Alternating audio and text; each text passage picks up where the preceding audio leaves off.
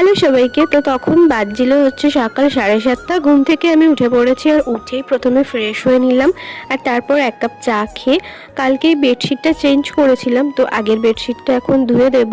আর আরেকজনকে দেখো বাইরে বসে খেলছে, কোনো চিন্তা নেই ভাবনা নেই জীবনে, লাইফ সুন্দর চলছে ওনার।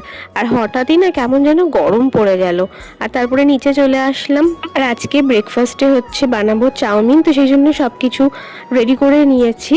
আর সামনেই যেহেতু সরস্বতী পুজো, আগের একটা ভিডিও তোমরা দেখেছো, কালকে আমরা ঠাকুর আনতে গেছিলাম, তো সেগুলোরই টুকটাক কাজ বাকি আছে, তো সেগুলোই এখন করা হচ্ছে।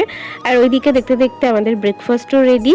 খেয়ে দিয়ে এখন হচ্ছে করব দুপুরের রান্না। তো আজকে একদমই সিম্পল মেনু, মাছের ঝোল, ডাল, আর তার সাথে একটু আলু ভেজেছিলাম। এটা কি মাছ আমি জানি না। আর এদিকে দুপুরের রান্নাও আমার হয়েই গেছে, আর এখন হচ্ছে স্নান করলাম। আর বাড়ি থেকে আসার পর কিছু কাচাকুচি জমা ছিল, তো সেগুলোই কেচে দিলাম। তো চলো দেখা হচ্ছে নেক্সট ব্লগে, টাটা।